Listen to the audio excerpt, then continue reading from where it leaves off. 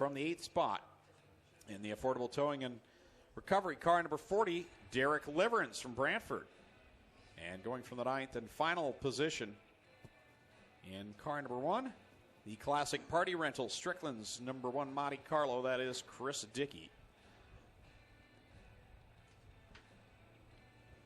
I believe it is Aaron Rowitsky is up there. I thought we were missing a car, but I guess we're good to go. And green is out with Bazine and Huffman up in front. Bazine with a good run off of turn 2 on the high side. Liverance with a big head of steam. He'll break into the top 5 down into turn number 3 and look to get even farther with Bomber and Rowitsky battling lower on the racetrack. Mark Bazine out in front in that Firebird looking racy. He pulls away from Casey Huffman. Aaron Rowitsky now slips to the inside of that at number 13. The yellow machine off of 2. They got a little sideways. Rowitsky now to the 2nd spot. Now they're going to go 3 wide into 3 for the 3rd position. Bomberry on the bottom in the purple, the green Liverance machine, and the yellow Huffman car. They'll go 3 wide. Liverance with the advantage from the middle of the racetrack. Mark Bazine way up there catching some of the bumps as he sails it down the backstretch. Rowitsky not far off his back deck lid. This is a colorful heat. My random observation for the moment. Mark Bazine across the stripe leads lap number 3. 5 to go in heat race number 1 for the Middleport Mechanical Thunderstock division. Rowitsky hanging there with Mark Bazine side by side for 3rd. It's Blake Bombery Jr. and Derek Liverance going at it. Then Johnny Lowenberg back there in 5th. Lowenberg really running an efficient line. He is taking the shortest route possible around this racetrack, right around the bottom along the inside wall. Off the 2nd corner, Rowitsky got sideways down on the inside line of 2 and gives up a ton of track space to Mark Bazine.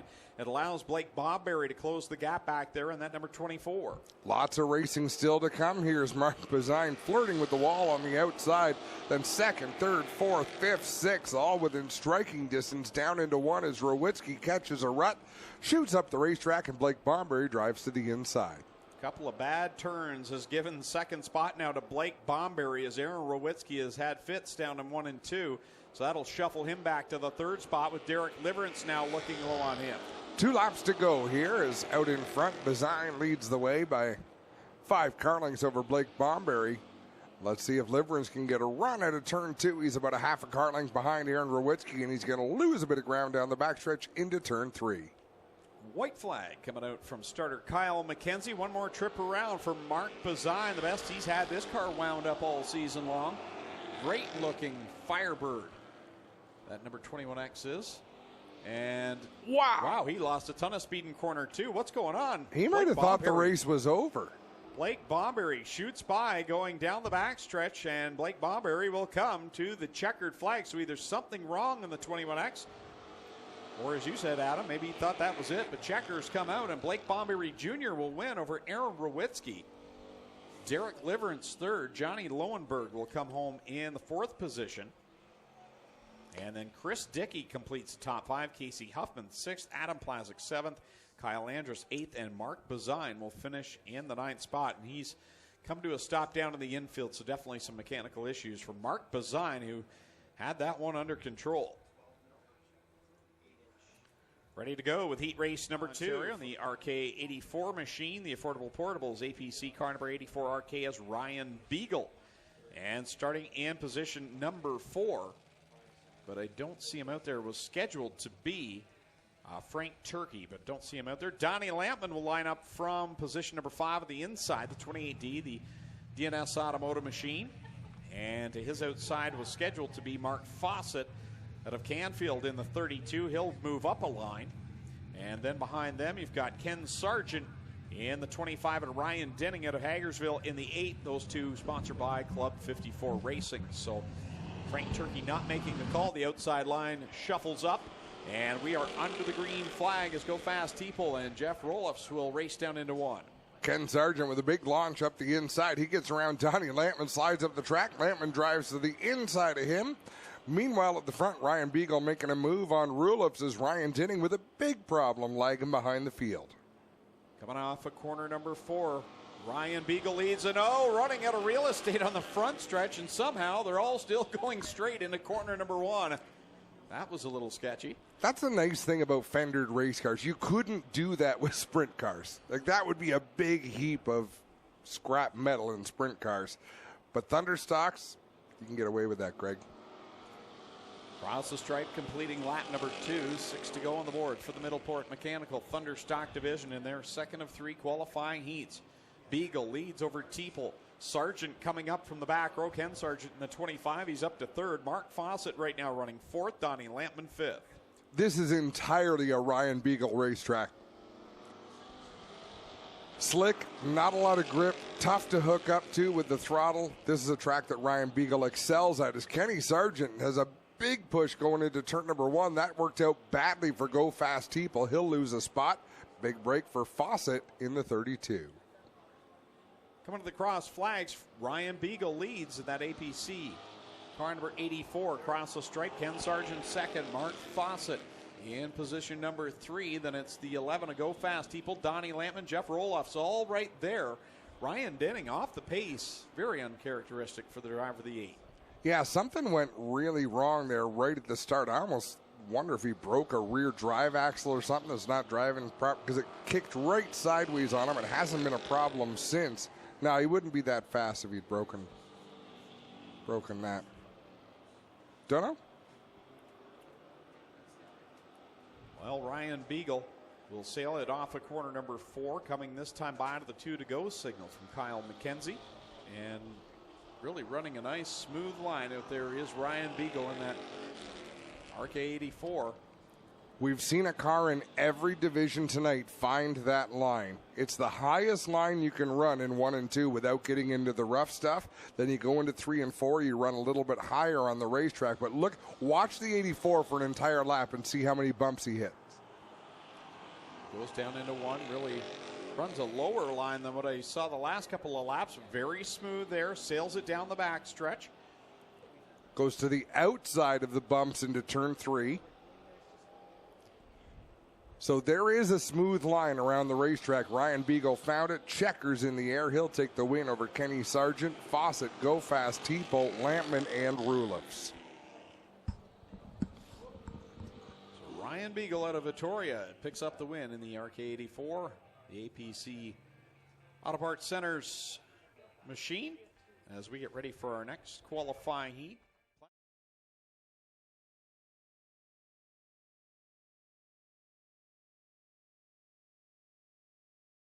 And starting back in position number 4, the Draper Doors. Car number 79, Christopher Hale. Starting from the 5th spot, the Caledonia Auto Supply. Number 23 of Trevor DeBoer, last week's winner out of Hagersville.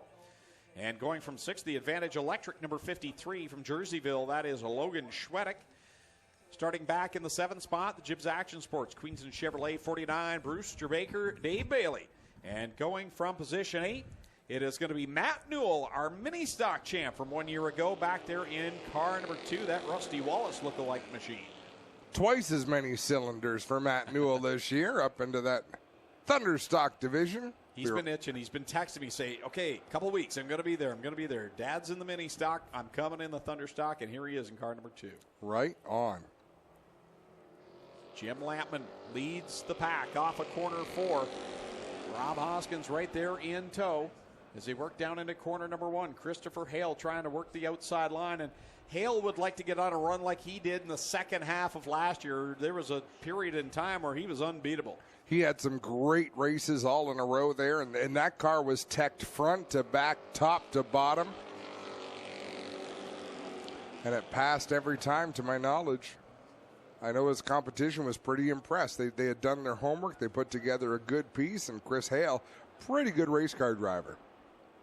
That he is, as he sits right now in the 4th spot, sitting behind Jim Lampman and Trevor DeBoer. And that was a pretty big race for Trevor DeBoer last week to get by Dave Bailey, pick up the win on MAV TV Canada, all part of the Old North Racing, powered by Pinty's broadcast last week. And you're going to beat someone. Dave Bailey's a pretty impressive driver to get past on national TV. And to pass him on the racetrack and fend him off, yeah, that's a big night for Trevor DeBoer and that race team. As Lampman putting the pressure on Rob Hoskins, he'll look to the outside down into 1 and 2. We get a chance to talk to Trevor DeBoer a little bit later on as he wins the Gales Auto Aftermarket Performer of the Week. So we'll talk to him at intermission with Rob Hoskins right now leading the way over Jim Lampman.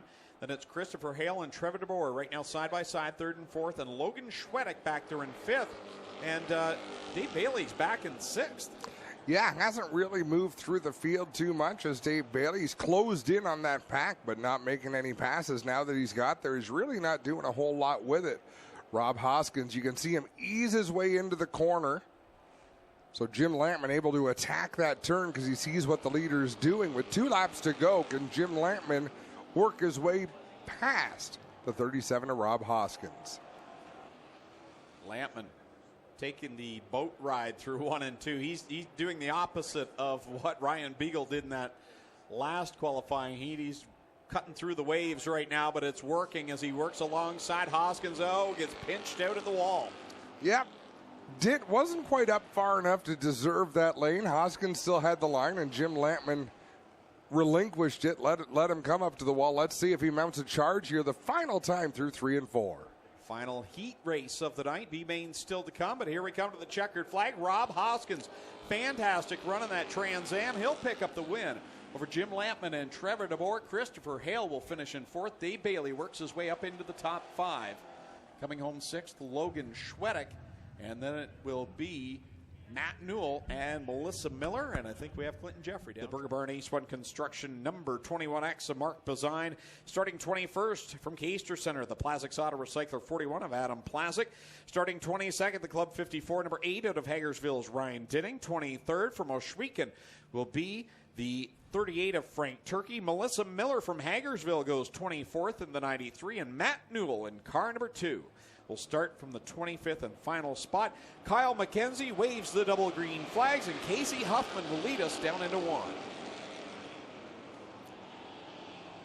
Well, if you've ever wondered what is a handicap system is the reason Dave Bailey starts in the 18th position, and I love it. They work, what a gaggle of cars through 3 and 4. Casey Huffman leads, but here comes Blake Bomberry Jr. Rides the wave of the outside line, takes the lead as behind them 4 wide into corner 1. Side by side for the lead down the back straightaway. Blake Bomberry takes over the top spot on the high side. Oh, Derek Liverance up into the wall at a turn number 2. Everybody takes evasive action, manages to miss him, and carries on. Action hot and heavy back in the pack where the point leader is. Dave Bailey as he's mired in behind Jeff Roloffs and Donnie Lampman trying to work his way through. Lots of bumping and grinding going up in corner number 2. Ryan Beagle working his way up into the 2nd position, running the bottom line. It is slick down there, but he's smooth on the throttle, making some good progress. Now he's going to try to close in on Blake Bomberry for the lead. As look at Johnny Lowenberg head to the inside. He'll try to take over 3rd, loses a bit of momentum down the backstretch. Door to door with Chris Dickey in that black and orange number 1. Lowenberg in that white 14, digging hard on the bottom. Here he works to the inside of Casey Huffman. Right behind 3rd place, Ken Sargent. So Dave Bailey and Trevor DeBoer started right together in this one. Bailey's up to about 10th. DeBoer is back in about 20th. 1 and 2 in the point standings coming into tonight, 9 points apart. Dave Bailey still mired heavy in the pack as he's right behind. Now working to the outside of Chris Dickey and runs up on Aaron Rowitsky, and Casey Huffman goes around in front. Right in front of Rob Hoskins. There was nowhere for the 37 to go. It doesn't look like there's much damage. Oh, Casey, don't do that. Oh, my goodness. And Rob Hoskins still to a stop to the exit of corner number 2, and that will bring the caution flag out. You know, we want drivers to get going once again. You just don't want to see someone drive right up through the racing groove at about 10 miles an hour when they're charging. And that's a 302 Ford there, if I'm not mistaken. So he's actually running a Ford motor and a Ford Mustang. Is that right?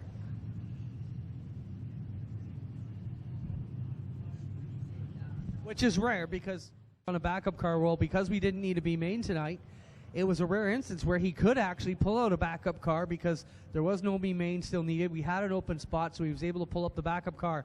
But that new car that was built by Jimmy Lowenberg, Johnny's brother, having some drivetrain issues, so we'll have to sort that one out. Bazine in a rare opportunity to pull out the backup car. Here we go, back to it, guys. It's all yours. And it's Blake Bomberry getting the advantage on the drop of the green flag with Ryan Beagle fighting on the bottom. Now Beagle in that middle lane trying to get the advantage off of corner 2, and he will get it as Bomberry got a little sideways in 2. A little bit sideways just spoils your momentum, and Ryan Beagle feeds off momentum. He is great at keeping the pedal down as far as you can without breaking traction. He'll lead the way across the stripe. Dave Bailey inching his way closer and closer to getting into the top 5. He's there for the moment. Aaron Rowitsky is on his outside in the 6th spot. So Dave Bailey, the point leader, has found his way towards the top. Trevor DeBoer having a little bit more of a difficult time finding his way there. I'll tell you, a driver who is working through the field fairly well is that number 8 Club 54 machine of Ryan Dinning. Started outside of the top 20, working his way into the top 10. Yeah, he had problems in the qualifying heats, really not sure what was wrong, and you discussed some ideas of what it could be, but whatever it is, they've definitely got it fixed for that Club 54 Racing number 8. He's looking to thread the needle right now between Donnie Lampman and Christopher Hale. I think the idea was good. The execution didn't quite work. He's going to try it again off of turn 2. Good racing right there going on right now with Christopher Hale in that 79 machine. Donnie Lampman, the 28D. As Ryan Dinning trying to work the outside line. He gets pinched off there. And there's Trevor DeBoer right behind him, that blue and gold 23. Second place on the points. He won 1 week ago. Halfway through this Thunderstock feature event, 10 laps down, 10 laps to go. Here comes Dave Bailey trying to get into the top 3. Ryan Beagle through corner number 4 and on to the front stretch to complete lap number 11. Blake Bomberry Jr. there in second. Dave Bailey now third. Ken Sargent fourth. And Jim Lampman in the 5th spot. Johnny Lowenberg running a really good race, as Clint mentioned, having some luck on his side here tonight in 6th. And how about Aaron Rowitsky, 2 and 7th? Big shout out to him. He is really running a nice race up there in that 4 machine, having some luck go on his side as well. Sooner or later, it was bound to happen. He's got some speed. He just didn't quite have the fortune the first 2 nights of the season. Ryan Beagle leading through corner number 4 again, and he's been so smooth all night. You talked about it in the qualifying heats, Adam, how good Ryan Beagle was finding where to avoid the problems on the track, and he's just doing it again here in the feature.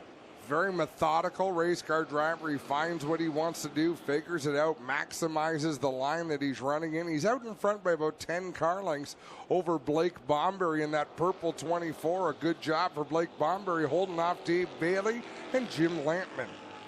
Ryan Beagle with 2 career feature wins in the Thunderstock division. As it looks like, I believe that's Kyle Andrus going to the pit area. Not able to continue. Good battle on right now for the 2nd spot. The big high five from Kyle McKenzie. 5 more circuits around. Out in front is Ryan Beagle, but as I said, a good battle for 2nd. It's Blake Bomberry Jr. holding it down on the 24. Then you've got Dave Bailey and Jim Lampman right there side by side. Blake Bomberry, I'm trying to remember the last time he finished on the podium. I'm certain it wasn't this year, was it, Greg? No, I don't believe so. I'm terrible for stats like that, but Blake Bomberry used to be a factor week in and week out in the Thunderstock division. Beautiful race car, that purple 24. When he brought that out, man, oh man, turned a lot of heads. Beagle this time by 3 laps left to go. Quite a gap between he and the next pack of lapped cars. Mark Bazine and Casey Huffman would be those cars. The challenge for 2nd continues on. Bomberry and Bailey. Bailey looking high, and now here comes Jim Lampman reeling those 2 back in. 2 laps left to go for Ryan Beagle. This is another case similar to McDeman in the sprint car race. Blake Bomberry hasn't seen the nose of anybody. He's just been running his race. He hasn't had anything for Ryan Beagle. Dave Bailey's had 10 laps to practice exactly the marks Blake Bomberry's been hitting lap after lap. White flag coming out for Victoria, Ontario's Ryan Beagle. One more trip around to cash in on his third career feature win. One last time down the back straightaway. The battle is on for second. Jim Lampman has made the pass on Dave Bailey.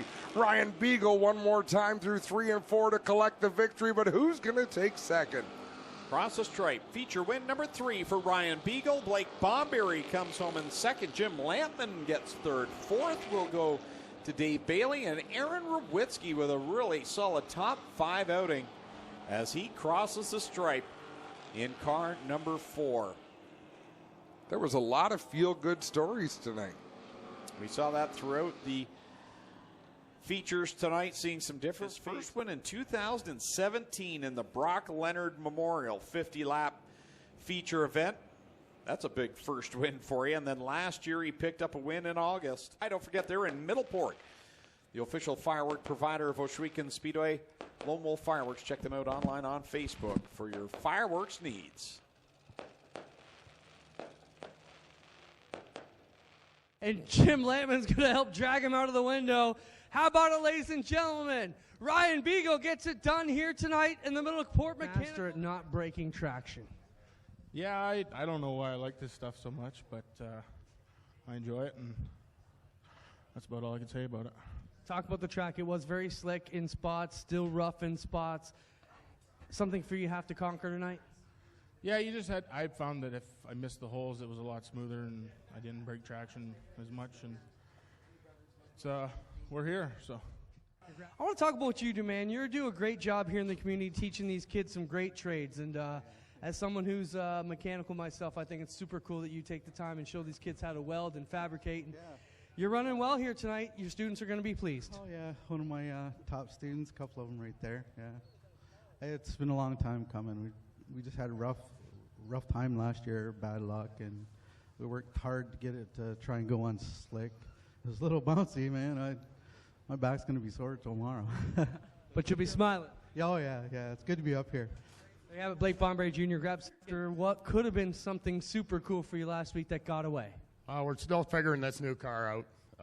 We're getting close. We had a good run 2 weeks ago. I think we were 4th there at the end. Last week we were heading for probably a 3rd and got in that mess. Car felt good tonight, and I'll tell you what, to be able to drive underneath Davey on this kind of track, I'll take that. We're still fine-tuning a little bit. Like to thank SP Motorsports, John's Auto Supply, my buddy Brian, thanks Wes, and Karen, Robbie, and the crew in the pits. And track's starting to come in. Hopefully another couple weeks we can get this moisture up out of it and get her smoothed down. So other than that, thanks for coming out, folks. Hope you had a great night. Good job, Jim Lamp. How about it for our top 3 down here? Ryan Beagle, Blake Bomberry Jr., Jim Lamp may get it done here in the Port Mechanical. Back to you guys to turn us home.